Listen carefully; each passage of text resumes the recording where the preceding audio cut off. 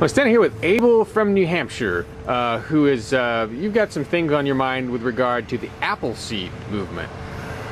Tell me a little bit about what's on your mind. Absolutely. I participated in Appleseed. I'm actually close friends with the now former coordinator for New Hampshire for Appleseed, and his name's John Barnes, and I am after being exposed to it, I'm just super enthused about it. It's a fabulous program.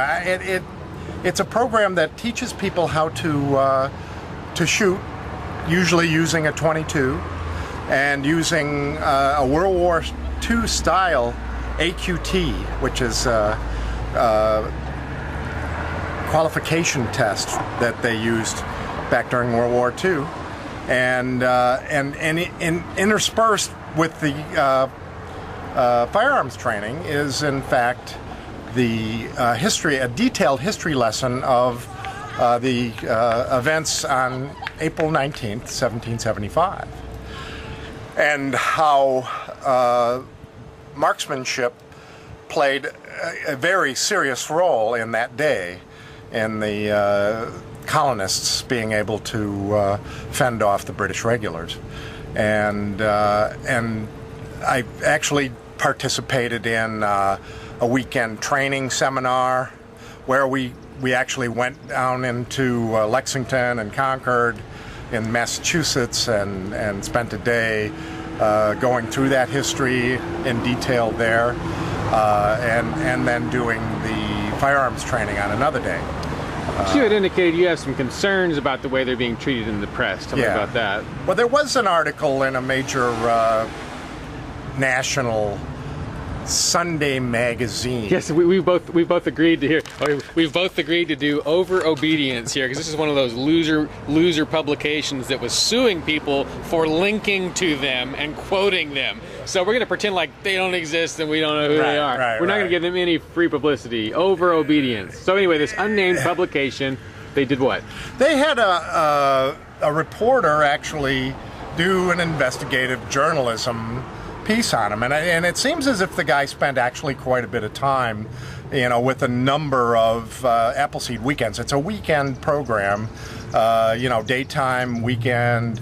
It's inexpensive. It's free for women. It's free for law enforcement and military. It's free for children. It's $70 for the weekend for an adult male, and so it's an inexpensive thing, and so this major publication decided to look into it, and it seemed to me that the whole 6-page article was just interlaced with as much innuendo that they could come up with that could at all, turn them into the Timothy McVeighs or the domestic terrorist, fear thing that they're trying to create out of whole cloth. Domestic terrorist, Woody. The station or the publication had the editors have domestic terrorist, Woody.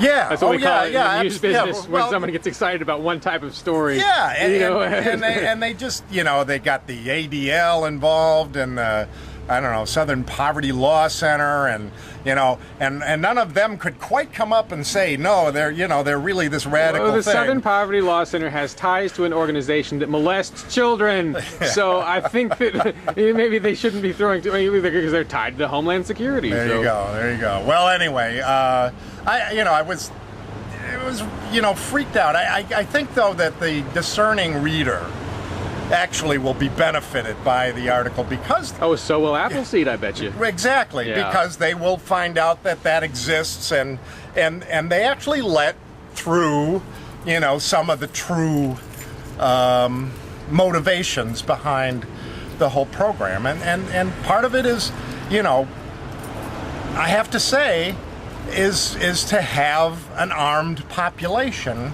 so that those who would do them harm from any source would be deterred. Well, and that's how we avoid the violence of having a Defense Department.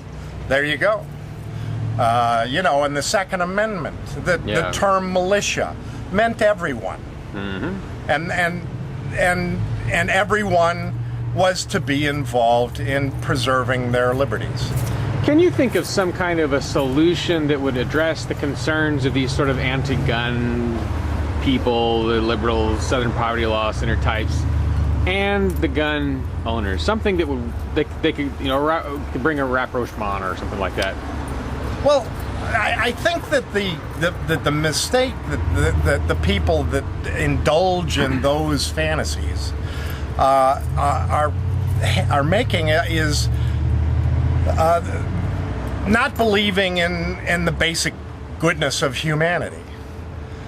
You know, just because we want to know how to use a firearm and be able to defend ourselves in the off chance that we're required to, is not anything that should cause you any concern. I mean, we want you to be preserved and your safety to be preserved as well as ours, and we you know, we're and I mean, I kind of come to my understanding of liberty and of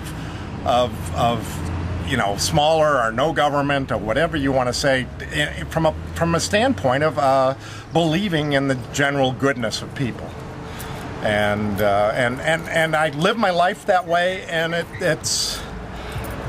very rarely serves me wrong. So I you know, just, you know, it's actually it's a you know, an alteration of lifestyle to accept people who I think they are. Would you say that's the best win-win solution you can think of, or can you think of any others now that you've been talking about it for a second? Well,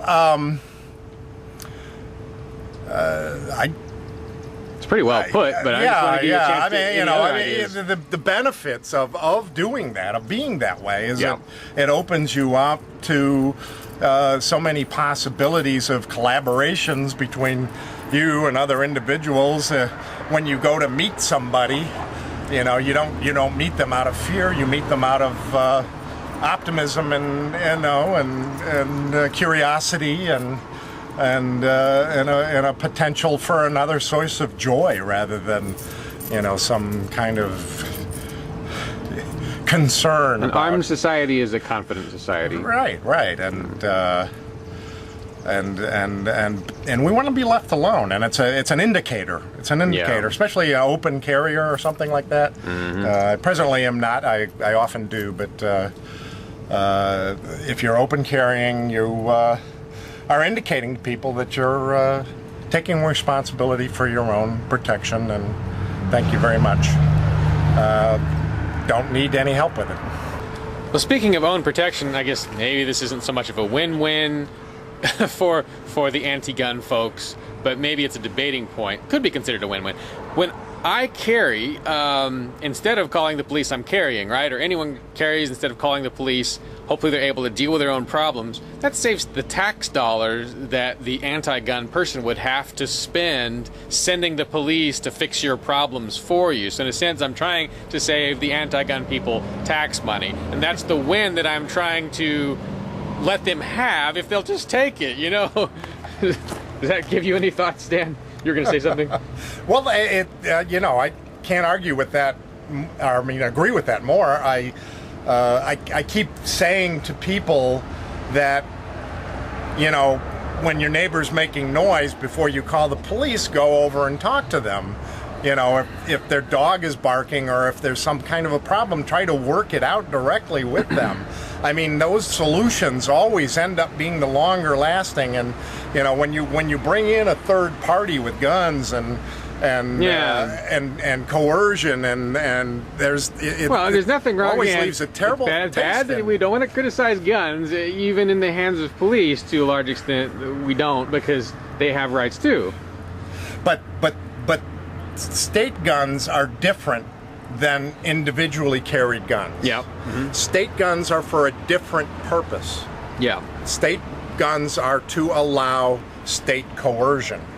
Well, they're not supposed to be, but that's what ends up happening. Well, you know, that's the practical result. And when I talk about guns, and when I talk about using guns ourselves or myself to solve problems, I'm not talking about firing them. I'm just talking about having them. if necessary, using them to dissolve tensions, which it seems like the police just, they don't dissolve tensions with their firearms. And by any of the studies that have been able to look at this, which is few, because the actual reporting of this sort of a thing doesn't happen very often, but the reality is that the use of a firearm in protecting people is in the vast majority never actually firing the thing. Right. Sometimes never even unholstering it. It's like a million times a year that somebody...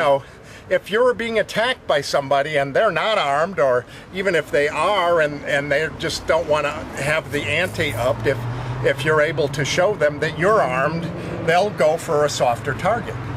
And if there's less and less of those softer targets, the better off we all are, as far as I'm concerned. All right. So. Thanks so much for your thoughts, Dan. Oh, you're welcome.